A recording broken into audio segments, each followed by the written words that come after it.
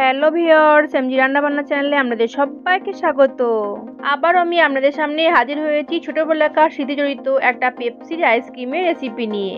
গরমের দিনে আইসক্রিম খেতে কে না পছন্দ করে, তবে আজ আমি আপনাদের সামনে একেবারে সস্তার একটা আইসক্রিমের রেসিপি শেয়ার করছি। সস্তার বলে যে খেতে খুবই খারাপ তা কিন্তু নয়, গরমের দিনে খেতে কিন্তু বেশ লাগে।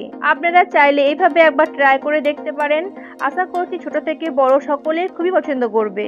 আর সামান্য অল্প কিছু উপকরণে খুব সহজেই স্বাস্থ্যকর উপায়ে বাড়িতেই তৈরি করে নিতে পারবেন। তাহলে চলুন আজকের এই পেপসি আইসক্রিমের রেসিপি শুরু করি। যদি রেসিপি আপনাদের ভালো লাগে তাহলে প্লিজ একটা লাইক দেবেন, আর আমাদের চ্যানেল নতুন বন্ধু হয়ে থাকলে চ্যানেলটিকে সাবস্ক্রাইব করে আমাদের পাশেই থাকবেন। আর এমনই নিত্য নতুন রেসিপিগুলি সবার আগে পেতে হলে অল নোটিফিকেশন বেলটি অন করতে ভুলবেন না। পেপসির আইসক্রিমগুলি তৈরি করার জন্য প্রথমেই একটা কড়াইতে নিয়েছি 1.5 কাপ মতো জল।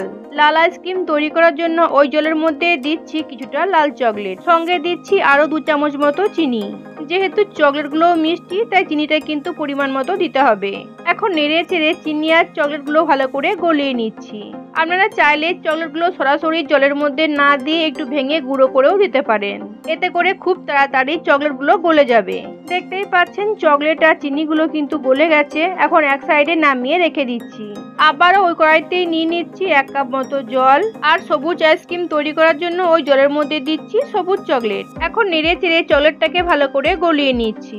কিছুক্ষণ পর দেখতেই পাচ্ছেন চকলেটটা প্রায় গলতে শুরু করেছে। এই পর্যায়ে দিচ্ছি কিছুটা চিনি, তবে চিনিটা অবশ্যই পরিমাণ মতো দিতে হবে। আমি যেহেতু চকলেটগুলো আলাদা আলাদা ফ্লেভার ব্যবহার করছি তাই পেপসিগুলো খেতে কিন্তু আলাদা আলাদা ফ্লেভারের হবে। যদি পেপসিগুলো আলাদা আলাদা ফ্লেভারের তৈরি হয় তাহলে পেপসিগুলো খেতেও ভালো লাগবে আর দেখতেও ভালো লাগবে। দেখতেই পাচ্ছেন সবুজ চকলেটটাও কিন্তু সম্পূর্ণ গলে গেছে। এখন এটাকে গ্যাস বন্ধ করে নামিয়ে এক সাইডে রেখে দিচ্ছি। আবারও একটা কড়াইতে নিয়ে নিচ্ছি 1.5 কাপ জল, আর এই অরেঞ্জ আইসক্রিমটা আমি এই পাউডারটা দিয়েই বানাবো। তবে আপনারা চাইলে অরেঞ্জ চকলেটটাও দিয়ে বানাতে পারেন, কিংবা অরেঞ্জ ফ্লেভারের রাসনা দিয়েও বানাতে পারেন। জলের মধ্যে দিচ্ছি পরিমাণ মতো চিনি। এই পাউডারের মধ্যেও কিন্তু চিনি দেওয়া থাকে, তাই চিনিতে কিন্তু অবশ্যই পরিমাণ মতো দিতে হবে, তা না হলে পেপসির মধ্যে মিষ্টি খুব বেশি হয়ে যাবে আর পেপসিগুলো খেতে ভালো লাগবে না। তবে পেপসিতে মিষ্টি পরিমাণ কম হয়ে গেলেও কিন্তু পেপসিটা খেতে ভালো লাগবে না, তাই চিনিটা কিন্তু অবশ্যই পরিমাণ মতো দিতে হবে। এখন নেড়ে চেড়ে চিনিটাকে ভালো করে গলিয়ে নিচ্ছি। কিছুক্ষণ পর দেখতেই পাচ্ছেন চিনিটা সম্পূর্ণভাবে গলে গেছে। এখন গ্যাসের আঁচটাকে বন্ধ করে দিচ্ছি, আর এই জলের মধ্যে এই ট্যাং পাউডারটা দিয়ে দিচ্ছি। প্রথমেই পাউডারটা চামচে করে আমি 1 চামচ দিয়ে দিচ্ছি আর ভালো করে মিশিয়ে নিচ্ছি। মিশিয়ে নেওয়ার পর দেখতেই পাচ্ছেন কালারটা একটু হালকা হয়ে আছে, তাই সবটাই দিয়ে দিচ্ছি। এখন নেড়ে চেড়ে মিশিয়ে নিয়ে এটাকেও এক সাইডে রেখে দিচ্ছি। এখন সাদা আইসক্রিম তৈরি করার জন্য নিয়েছি 1.5 কাপ দুধ, আর দুধের মধ্যে দিচ্ছি পরিমাণ মতো চিনি। যদি আপনারা আইসক্রিম বেশি বানাতে চান সেক্ষেত্রে কিন্তু আপনাদেরকে সমস্ত পরিমাণ বাড়িয়ে নিতে হবে। এখন চিনিটাকেও নেড়ে চেড়ে দুধের সঙ্গে ভালো করে মিশিয়ে নিচ্ছি। কিছুক্ষণ পর দেখতেই পাচ্ছেন চিনিটা সম্পূর্ণভাবে গলে গেছে। এবার এটাকেও এক সাইডে নামিয়ে রেখে দিচ্ছি। আর আগে থেকে তৈরি করে রাখা সমস্ত আইসক্রিমের মিশ্রণগুলো ভালোভাবে ঠান্ডা করে নিতে হবে। এদিকে পেপসির আইসক্রিম তৈরি করার জন্য নিয়েছি কিছুটা পেপসির প্যাকেট। আপনারা পেপসিগুলো কতটা লম্বা রাখতে চান সেই বুঝে কিন্তু একটা মাপ করে নিতে হবে, আর ওই একই মাপে এই সমস্ত প্যাকেটগুলিকে কেটে নিতে হবে, তাহলে প্রত্যেকটা আইসক্রিম সমান হবে। আমি একটা মাপ করে নিয়েছি, আর ওই মাপ করে সমস্ত প্যাকেটটাকে ভাঁজ করে নিচ্ছি। আমি এখানে যতটা পেপসি প্যাকেট নিয়েছি সবটাই কিন্তু একই মাপে ভাঁজ করে নিয়েছি, আর এখানে অল্প সামান্য এক্সট্রা প্যাকেট আছে ওটা কেটে আমি বাদ দিয়ে দিচ্ছি।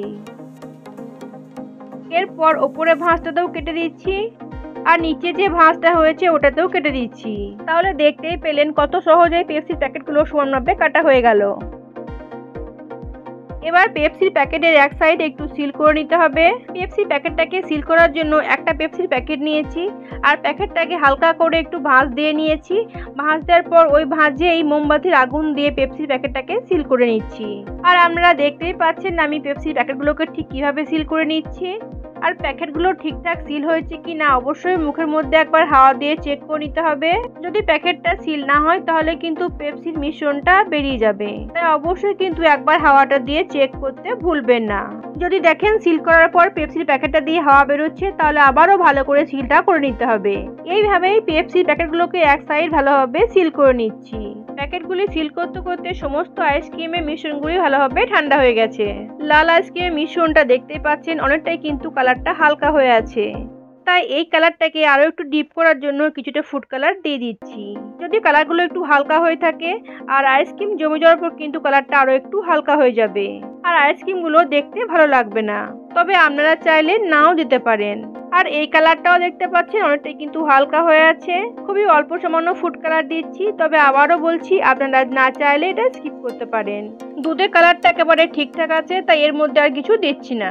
আর এই অরেঞ্জ কালারের মিশ্রণটা দেখতে পাচ্ছেন একেবারে ডিপ কালার আছে, কারণ প্রথমেই ট্যাং পাউডার আমি একটু বেশি করে দিয়ে দিয়েছি। এবার একটা পেপসির প্যাকেট নিয়েছি আর পেপসির প্যাকেটের মুখে একটা ফান্ডেল লাগিয়ে নিয়েছি আর অল্প অল্প করে অরেঞ্জ মিশ্রণটা ঢেলে নিচ্ছি। আর এই মিশ্রণটা ভরার সময় প্যাকেটটা একটু খালি রাখতে হবে। এবার একটা মগের মধ্যে এভাবে দায় করিয়ে রেখে দিচ্ছি আর বাকিগুলো ঠিক এভাবেই ভরে নিচ্ছি। সমস্ত পেপসিগুলো প্যাকেটের মধ্যে ভরে নিয়েছি। এখন পেপসিগুলো সিল করে নিতে হবে, তার জন্য একটা মোমবাতি জ্বালিয়ে নিয়েছি। এবার পেপসি প্যাকেটটাকে এভাবে ধরে সিল করে নিচ্ছি। দেখতে পাচ্ছেন প্যাকেটের মধ্যে যেহেতু জল ভরে দিয়েছি তাই কিন্তু মোমবাতি দিয়ে সিলটা ঠিকমতো হচ্ছে না। তবে এই মোমবাতি দিয়েই কিন্তু প্যাকেটের আমরা এক সাইডটা সিল করেছি। দোকানে যে পেপসিগুলো বিক্রি হয় সেগুলো কিন্তু সিল মেশিন দিয়ে সিল করা হয়, তাই সিল করতে কোনো অসুবিধা হয় না। তো যাই হোক, আমাদের সবার বাড়িতে তো আর সিল মেশিন থাকে না, তাই আমি পেপসির মুখে একটা রবার আটকে দিচ্ছি। আর এই রবারগুলো আমাদের সবার বাড়িতেই থাকে, তবে এই রবারটাকে পেপসির মুখে একটু টাইট করে হেঁটে দিতে হবে যাতে পেপসিটা দেখতে ভালো লাগে। তার জন্য রবারটা আটকানোর পর যে এক্সট্রা প্যাকেটটা আছে সেটাকে কেটে বাদ দিয়ে দিচ্ছি। এবার একটা প্লেটের মধ্যে রেখে দিচ্ছি। আবার ওই একইভাবে আরো একটা পেপসির মুখে রবার আটকে দিচ্ছি আর এইভাবেই বাকি পেপসির মুখগুলোতে একটা করে রবার আটকে দিয়ে ফিরে আসছি। তাহলে দেখতেই পেলেন কত সহজেই আর সামান্য কিছু উপকরণে পেপসিগুলো তৈরি হয়ে গেল। আর সিল মেশিন না কিনেও আমরা পেপসির মুখগুলোকে ভালোভাবে আটকাতে পারলাম বা মুখগুলো বন্ধ করতে পারলাম। আমরা তো আর পেপসি দোকানে বিক্রি করবো না, বাড়িতেই খাবো, তাই এইভাবেও আপনারা চাইলে বাড়িতেই তৈরি করে নিতে পারেন। এখন পেপসিগুলোকে ডিপ ফ্রিজে সারা রাত্রির জন্য জমতে দিচ্ছি আর পেপসিগুলো জমানোর পর ফিরে আসছি। দেখতেই পাচ্ছেন পরের দিন দুপুরবেলায় আমি পেপসিগুলোকে বের করে নিয়েছি আর আপনারা দেখতেই পাচ্ছেন কতটা সুন্দরভাবে পেপসিগুলো জমে গেছে। আর আপনারা দেখতেই পাচ্ছেন যেটা আমি ট্যাং পাউডার দিয়ে বানিয়েছিলাম সেটা কিন্তু একেবারে কালার চেঞ্জ হয়ে গেছে, মানে এটা একেবারে চকলেট কালার হয়ে গেছে। তবে আপনারা একটু খেয়াল করলে দেখতে পাবেন রবার্টের মুখ থেকে কিন্তু একটু একটু অরেঞ্জ কালার বের হচ্ছে। আপনারা দেখতেই পাচ্ছেন পেপসিগুলো কিন্তু একেবারে পারফেক্ট ভাবে জমে গেছে। আপনারা চাইলে গরমের দিনে এইভাবে একবার বানিয়ে দেখতে পারেন। আশা করছি আপনাদের সকলের খুব ভালো লাগবে। আর এইভাবে আপনারা বাড়িতে বানিয়ে বাচ্চাদেরকে দিতে পারেন আর বাচ্চারাও কিন্তু খুব খুশি হবে। যদি আমাদের রেসিপি ভালো লাগে তাহলে প্লিজ একটা লাইক দেবেন আর আমাদের চ্যানেল নতুন বন্ধু হয়ে থাকলে চ্যানেলটিকে সাবস্ক্রাইব করে আমাদের পাশেই থাকবেন। আর সবার আগে রেসিপি ভিডিওগুলি পেতে হলে অল নোটিফিকেশন বেলটি অন করতে ভুলবেন না। তাহলে সকলকে ধন্যবাদ জানিয়ে আজকের মতো আমি এখানেই শেষ করছি।